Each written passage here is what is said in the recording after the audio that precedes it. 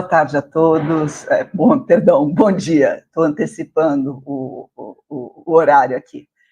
Essa foi a minha apresentação. Eu vou pedir para o pessoal que está dando suporte aqui na sala do StreamYard me só confirmar se o áudio está legal e se o vídeo está legal. Se vocês puderem me passar um ok aqui pelo chat, eu já começo a compartilhar a tela e eu vou tentar potencializar o tempo de vocês.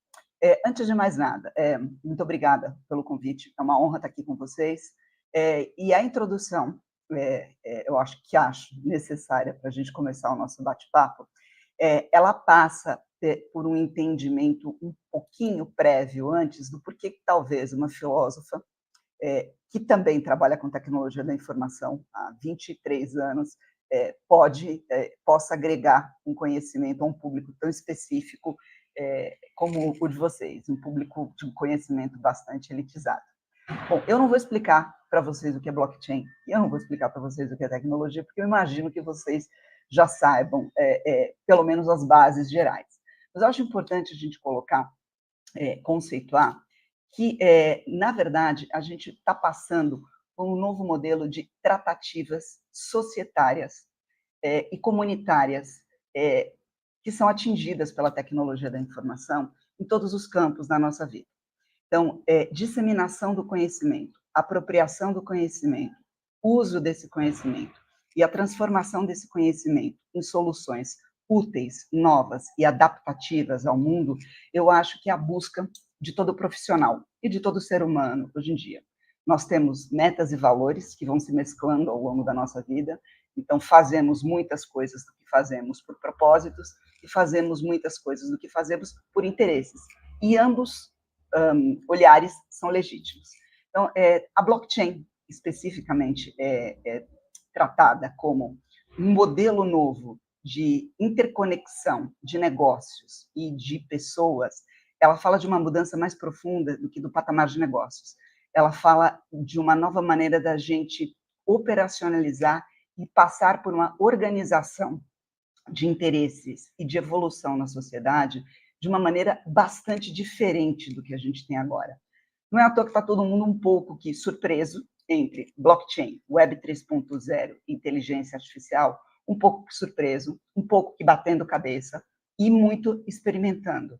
E é na base da experimentação, que vai vir carregada de muito erro, é que a gente vai sair do lado de lá, seja esse lado de lá qual for. Obviamente, quando a gente fala em erros na área médica, a coisa é muito mais complexa. A área da saúde, ela, tanto quanto a educação, no meu ponto de vista, são os dois pilares, dois dos pilares mais afetados pelas possibilidades que a blockchain e a Web 3.0, junto com a inteligência artificial, traz na nossa vida, seja como paciente, seja como médico, seja como entidade jurídica, seja em que lado alguém se encontre dentro do aspecto das diversas entidades que são afetadas por essas mudanças que estão acontecendo. Então, assim, eu vou trazer para vocês uma apresentação que ela vai estar dividida em duas etapas, tá? Ela não é uma apresentação de cunho de vista, do ponto de vista de conteúdo específica ou tão específica, filigranada, né, vamos colocar assim, para a área médica, mas ela tem os insights necessários para a área da saúde poder pensar o que significa a blockchain, tanto do ponto de vista do negócio, quanto do ponto de vista de estruturação do seu conhecimento, das suas éticas e dos seus valores. Então, eu vou projetar aqui para vocês, vamos ver aqui, legal. Acho que vocês estão enxergando, né? Pessoal, me avisem no WhatsApp se vocês não estiverem enxergando, porque agora eu navego às cegas, tá? Vocês estão conseguindo enxergar? Me mandem no WhatsApp se está escrito princípio e G. Tá, perfeito. Então, veio o aviso, vamos lá. Eu vou falar, então, sobre éticas e modelos de uso de blockchain na saúde, baseado no princípio Gênesis. O princípio Gênesis é um termo que foi cunhado, ele não é novo, mas eu acho até engraçado, porque ele é pouco usado aqui no Brasil, e ele trata da ordenação de como a gente deve pensar um projeto de blockchain, especificamente um projeto de blockchain na área da saúde, tá? Bom, então essa sou eu sou pesquisadora em inteligência artificial e ética aplicada a negócios no Instituto Inutec de Brasília, que é um instituto de tecnologia, ciência avançado, que faz desde o modelo de negócio, eu preciso transformar o meu negócio, eu preciso entender o impacto da tecnologia, eu preciso fazer o tombamento desse meu negócio, para estar mais aderente às novas práticas que o século XXI traz. Então, a gente entra dentro desse circuito. E eu, como filósofa, levo uma dupla carga, porque além de participar profundamente do desenho tecnológico, dos modelos de governança e da estruturação dos modelos econômicos do projeto, muitas vezes eu sou chamada para pensar a pesquisa do ponto de vista de padrões éticos, e padrões éticos em todos os sentidos. Eu vou fazer, inclusive, uma correlação rápida aqui com o final da fala que eu estive acompanhando desde o começo, do pessoal que estava aqui antes, que falava do que é necessário se fazer e do que é necessário se conhecer, e do leque, né? Dessa falta, muitas vezes, que a gente tem, ou dessa insegurança que a gente tem, de não estar conseguindo olhar a questão de todos os ângulos. Existe uma aplicação de uma metodologia de inovação e de ganho de conhecimento que fala da formação do profissional e do recurso necessário para fazer frente aos desafios econômicos, políticos, sociais e profissionais e pessoais que nós temos no século XXI, que é a capacidade de você desenvolver múltiplos aprendizados em profundidade, em abrangência e conectar esses conhecimentos com o conhecimento do coleguinha. Isso é uma pessoa polímata, é o profissional do século XXI.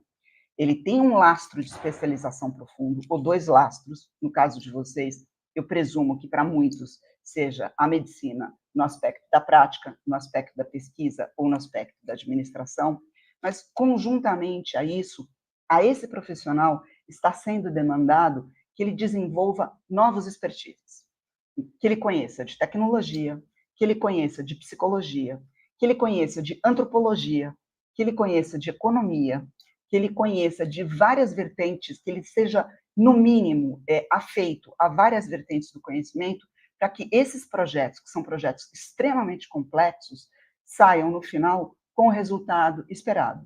Que eu volto a reforçar, são soluções úteis, novas e adaptativas para as pessoas.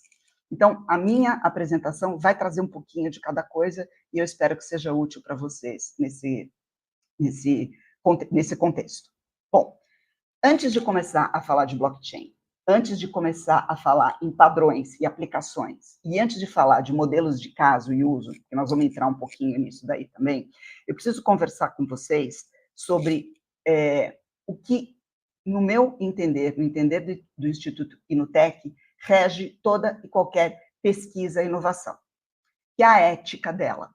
Ética é diferente de moral. A gente, às vezes, costuma confundir um pouco, mas eu achei importante a gente pontuar isso, porque a gente vai falar de usos éticos, né?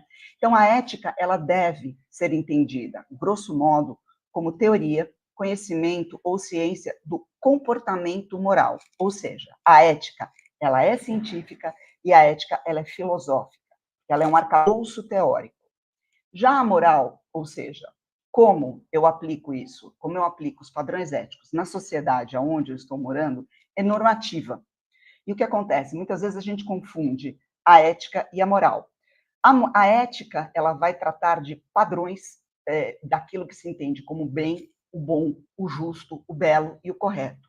E a moral vai legislar o que é esse bem, esse bom, esse útil, esse justo e correto naquela sociedade, naquele tempo específico. Mas ambas, tanto a ética quanto a moral, são realidades humanas que são construídas, tanto histórica quanto socialmente, a partir das relações coletivas do ser humano. Isso é muito importante quando a gente está falando de um ecossistema tão complexo quanto é o ecossistema da saúde, que toca virtualmente todos os campos da vida do ser humano no século XXI. E a pensar a blockchain a partir disso, e aí eu já vou entrar nos projetos Gênesis, nos princípios Gênesis, ajuda tanto na pré-formatação do seu pensamento, na pré-formatação da sua ideia, do seu projeto, quanto nos steps de implementação práticos e objetivos e na mensuração do resultado que você quer alcançar. Bom? Então, quais são os 7 princípios Gênesis para pensar blockchain? Vamos partir do pressuposto que, como colocado aqui, eu faço parte da equipe, ou de várias equipes, do terceiro maior hospital e melhor hospital de ponta do Brasil, que tem um laboratório de inovação pesado dentro dele. E eu começo a pensar no impacto que a tecnologia está causando, não só no meu negócio, mas nas relações do meu negócio, normativas e morais, com todos os atores dessa cadeia, sejam outros médicos, seja indústria farmacêutica, seja paciente, seja administrador, seja o sistema de saúde público, seja uma operadora, quem quer que seja. E aí eu preciso pensar desde o começo, desde a etapa zero do meu projeto, quais são os princípios, mais do que o resultado do meu negócio, quais são os princípios pelos quais eu penso no projeto de blockchain e vou construindo ele em termos lógicos e concretos na observância disso, na aderência desses princípios, que são princípios que falam com a ética e a moral do projeto. Bom? Além do resultado econômico dele, obviamente. Então, o primeiro princípio para se pensar um projeto de blockchain dentro da Gênesis é a questão da governança.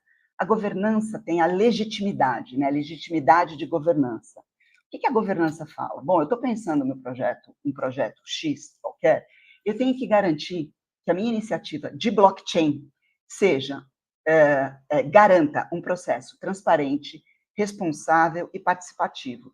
Isso é essencial, por exemplo, para eu poder criar aplicativos e plataformas que sejam confiáveis e legítimas. É essencial que os titulares dos projetos desenvolvam políticas e princípios de responsabilidade de dados desde o início. Então, olha só, visão polímata. Eu saí da filosofia, já estou entrando no dado, na tecnologia. Então, eu vou repetir. É essencial que os titulares dos projetos desenvolvam políticas e princípios de responsabilidade de dados desde o início. E aí a tomada de decisão, ela acaba sendo transparente e tendo esses processos claramente definidos. Segundo princípio do Gênesis, ele tem que ser eticamente correto. O que significa isso? A ética de um projeto de blockchain deve ser considerada não só por aquilo que intrinsecamente ela é boa de por si, mas para garantir a confiança e construir a legitimidade do seu projeto. Então, as questões éticas são particularmente importantes em aplicativos, por exemplo, que são baseados em identidade, questão do paciente, da identidade do paciente única, a questão da identidade do médico, a gente vai falar um pouquinho disso mais para frente, tá? Porque podem envolver, como envolvem especificamente na área de interesse de vocês, questões de acesso a direitos individuais. Terceiro princípio da Gênesis para se construir e pensar uma blockchain é not technology, mas solução para problemas reais. Não é a tecnologia, né? Como muitas novas tecnologias, a blockchain é frequentemente tratada como aquele martelo proverbial, sabe? Aquele martelo que busca um prego. E embora, sim, a experimentação seja um objetivo ultra valioso, uma compreensão clara e acionável do problema é essencial para quê? Para construir uma solução que seja duradoura. Os tomadores de decisão, quando estão pensando em seus projetos de inovação baseados em blockchain, devem permanecer tão abertos à blockchain quanto a soluções não blockchain e fazer os esforços articulados necessários para que a proposta de valor também seja articulada dentro da abordagem proposta. O quarto princípio, e esse é uma coisa bem objetiva e rápida, é ter uma pegada ecológica, tá? A maioria das blockchains já está procurando tratar a sua questão de pegada ecológica enorme e crescente, devido aos altos níveis de energia que hoje são necessários para processar e para validar as atividades. Isso requer solução, galera, que não contribua para o aquecimento global, que não adianta a gente cobrir um santo e destapar o outro. A gente pode estar fazendo maravilhas na medicina, mas se a minha pegada ecológica a longo prazo, ou a médio prazo, significa um aumento da destruição do nosso ecossistema, o projeto de per si já não está dentro da sua pegada ética, tá?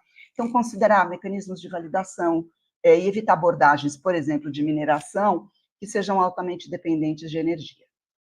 O quinto princípio é ser sincronizado com as iniciativas que já são existentes. Então, quem projeta uma blockchain tem que resistir à tentação de reinventar a roda. A gente gosta muito de reinventar a roda, porque a gente gosta de ser inovador, a gente gosta de ser original, a gente gosta de ser diferente. Só que já existe, por exemplo, uma infinidade de plataformas com troca de blocos, e muitas vezes você tem que ser mais esperto ou inteligente e perceber que pode haver mais vantagens em juntar recursos e aprender com experiências anteriores. Isso vai falar muito da questão de comunidade. Eu vou tentar tocar ela até o final da apresentação, tá? Então, algumas maneiras de garantir que projetos na blockchain, na saúde, funcionem juntos, é se basear em conhecimento existente e realizar essas diligências e pesquisas desde o início, com o envolvimento, desde o início, dos especialistas da área. Então, assim, blockchain educacional, cientistas de dados, e gestores de infraestrutura trabalhando desde o V0 com a equipe, montando os famosos squads de conhecimento, tá bom? Interoperabilidade com padrões abertos. O que acontece? Isso é muito importante para a área da saúde. Muitas atividades atuais, dessas trocas de blocos, né, estão sendo impulsionadas pelo setor privado, muitas pelo setor público também. Isso pode significar algumas vantagens e desvantagens no sentido de financiamento e inovação. Mas tanto o governo quanto sociedade civil têm que evitar o aprisionamento que um fornecedor ou poucos fornecedores podem fazer das soluções de longo prazo, evitando, inclusive, patentear, evitando que seja, ou proibindo que seja patenteado protocolos que são absolutamente essenciais, porque isso prejudica a troca possível de ser feita de informações. E olha que eu não entrei nem na questão da confiança ainda, é um treco delicado, tá? Mas garantir a interoperabilidade de diversos sistemas e o desenvolvimento desses padrões técnicos é fundamental para quê? Para a usabilidade da block que vocês estão pensando em utilizar ou criar. E, por último, a gente tem o que a gente chama de precisão do primeiro bloco. Existe dentro de tecnologia uma velha palavra que é lixo entra, lixo sai. Ou seja, a gênese do projeto, a ideia inicial do projeto, a precisão da informação, da primeira informação, ela é fundamental no projeto, porque ela se constitui no único ponto de falha, ou no maior ponto de falha possível. Uma blockchain, ela é tão justa, correta e eficiente quanto o seu bloco inicial, o bloco da sua gênese. Então, quem idealiza um projeto de blockchain tem que garantir a exatidão desse primeiro bloco. E aí se busca processos, intermediários e mecanismos para fazer cruzamento e validação de informação. E aí você estabelece o controle do projeto. Então, esses são os 7 projetos iniciais. Vejam que eles não são tecnológicos de per si. Eles falam de uma maneira de pensar e operar o que é a blockchain, num ponto de vista conceitual, mas onde é muito fácil você ir aplicando as perguntas que você precisa que o seu projeto responda e do produto que você gostaria de ter no final constituído a respeito disso, tá? E aí agora, tendo essa ideia desses 7 princípios na cabeça, que é o que a gente faz no start dos nossos projetos, a gente pode falar um pouquinho de blockchain na saúde, matéria de possibilidades e mesmo riscos, porque nada é branco ou preto, né? Tem uma gama enorme de cinzas aí no meio, né? Então, exemplos de caso de uso, novos casos de blockchain para a saúde nascem todo santo dia. E eles, a grande maioria deles, uma parte deles, tem potencial de transformar os sistemas de saúde, tá? Tem muita startup trabalhando em implementar ou já implementando sistemas baseados em blockchain para fazer o quê? Ajudar profissionais e pacientes e toda a cadeia, na verdade, a melhorar os seus cuidados de saúde. Então, aqui eu estou citando alguns dos casos, tá? E, by the way, gente, se vocês estiverem me vendo olhar para o lado, é que eu estou aqui controlando o cronômetro, que eu sei que eu tenho meia horinha só, tá? Já se passaram 17 minutos, então estamos bem de tempo. Então, rastreabilidade de medicamentos, transparência na cadeia de suprimentos, por exemplo, né? Então, garantia, por exemplo, de procedência de produtos médicos para estabelecer a sua validade é uma preocupação fundamental no setor de saúde, né? Aliás, como em muitos outros, né? Os clientes podendo ter visibilidade e transparência das coisas que estão comprando usando um sistema baseado em blockchain para rastrear itens desde o local de fabricação até o estágio da cadeia de suprimentos, é fundamental. Por exemplo, é fundamental para a indústria farmacêutica, principalmente em economias como a brasileira, economias em desenvolvimento, onde, por exemplo, medicamentos de prescrição falsificados são responsáveis por dezenas de milhares de mortes todo ano. Também se torna, por exemplo, crítico para equipamentos médicos, né? Estão crescendo rapidamente à medida em que o monitoramento remoto de saúde é adotado. Isso pode atrair a atenção de gente sem escrúpulo para dentro do processo, né? Então, por exemplo, você tem a MidLedger e a PharmaTrust, que são duas empresas que fazem isso. E eu não vou passar por todos, tá? Vou dar uma pincelada geral em cada um. Mas, por exemplo, registros de eletrônicos de saúde centrados no paciente, que foi extensamente debatido pelos palestrantes anteriores aqui, né? Todos os países que a gente pesquisa, eles estão lidando com essa questão de silos de dados, né? Significa o quê? Que pacientes e profissionais de saúde estão com essa visão incompleta do histórico médico. Tem um estudo da Universidade Johns Hopkins que fala que nos Estados Unidos os erros médicos resultantes de um tratamento mal coordenado com terceiros, mal coordenado, foram a terceira causa de morte no território americano. Terceira causa de morte, né? Então, e esses erros médicos, eles podem incluir, por exemplo, ações planejadas que não foram bem executadas conforme pretendido, ou mesmo erros de omissão no prontuário do paciente. Então, respostas possíveis para isso já estão sendo buscadas, desenvolvendo sistemas de registro médico baseado em blockchain, que seja integrado aos dados do paciente, né? E aí, de novo, indo para os princípios Gênesis, qual é o fundamental nesse processo? O bloco inicial, a gênese do projeto. Ter certeza que o dado que está entrando na bloco é a gênese correta, porque a partir daí, o rastreamento fica mais fácil. Então, a interoperabilidade e o bloco gênese, nesse processo específico, por exemplo, são fundamentais. Aí a gente vê outros casos de uso, por exemplo, que é a verificação de credenciais da equipe médica. Esse médico é realmente um médico? Ele não está usando um CRM, como a gente vê de vez em quando acontecendo, chega até na mídia aqui, falsos médicos atendendo, ou médicos que não são capacitados a protocolos específicos atuando em áreas não específicas. Então, rastrear a experiência de profissionais médicos pode ser usado da mesma forma que se rastreia a proveniência de um produto médico. E olha como é que é um tema dolorido e a ética fundamental. Como é que eu faço isso de uma maneira a permitir a transparência e o sigilo e a privacidade do médico? De novo, aplicação da Gênesis nesse processo, né? Então, isso a verificação de credenciais, por exemplo, de equipes médicas, ela pode, inclusive, agilizar processos de contratação em organizações de saúde, em organizações que prestam serviços como terceiros, por exemplo, como Santas Casas, para a rede pública brasileira, né?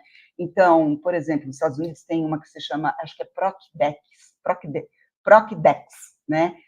Que cria um sistema baseado num protocolo blockchain que verifica as credenciais da equipe médica, né?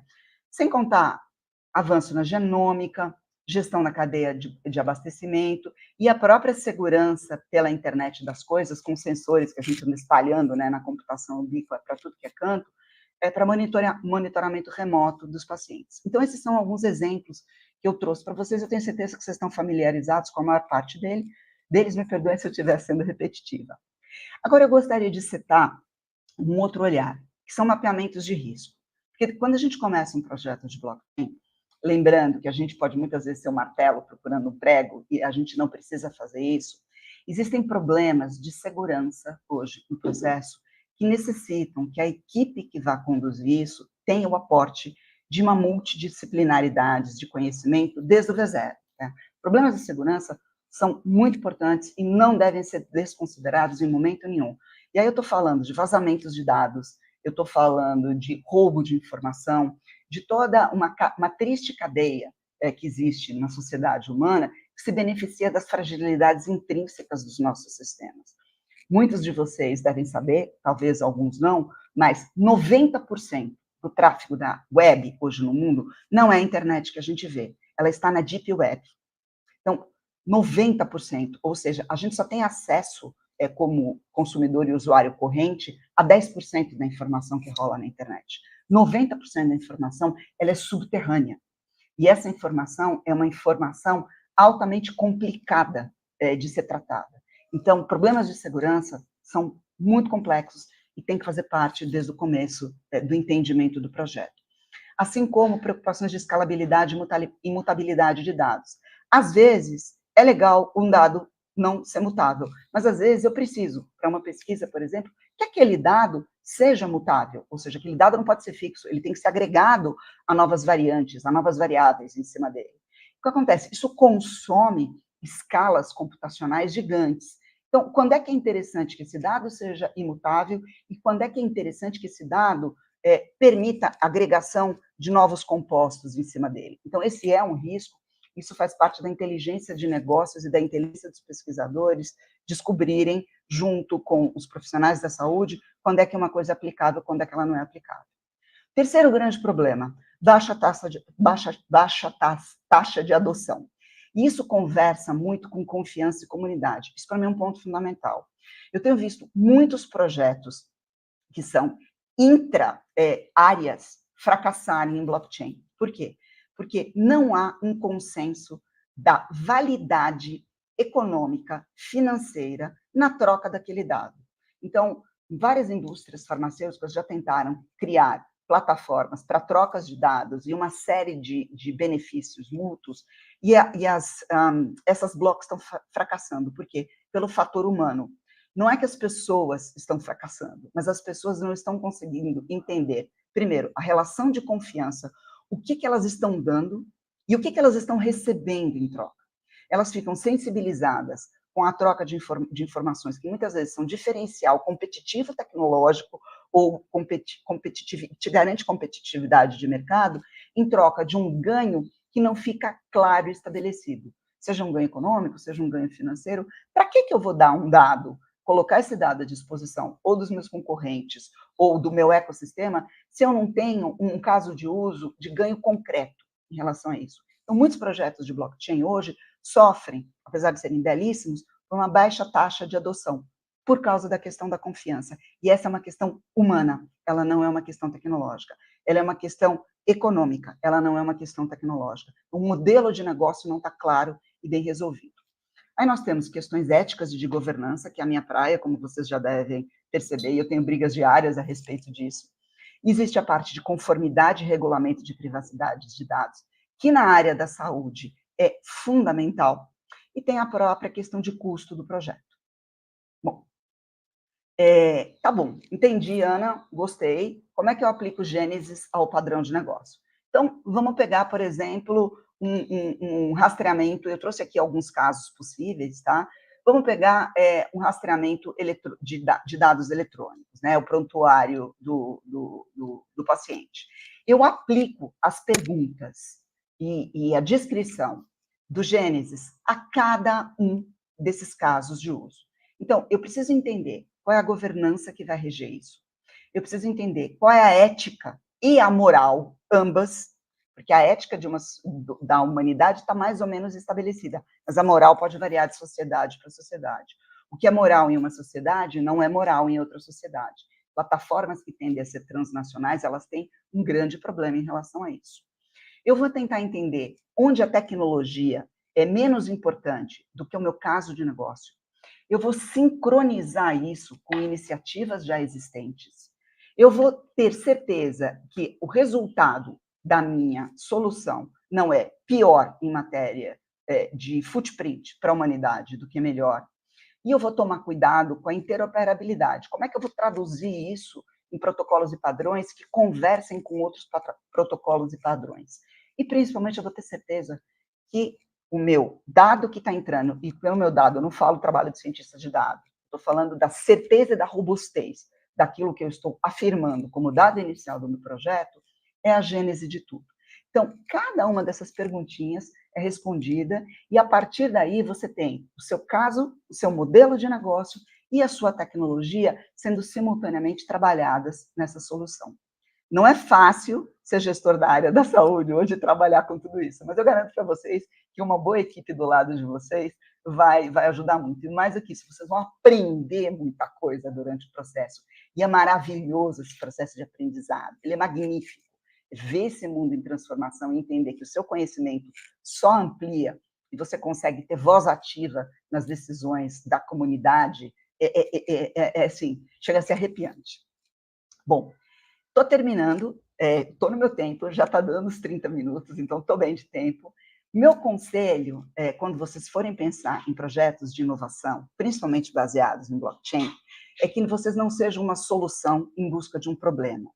A base de tudo é a confiança e a comunidade médica, a comunidade hospitalar, a comunidade das operadoras de saúde, dos planos, do SUS, da indústria farmacêutica, não sejam uma solução buscando um problema.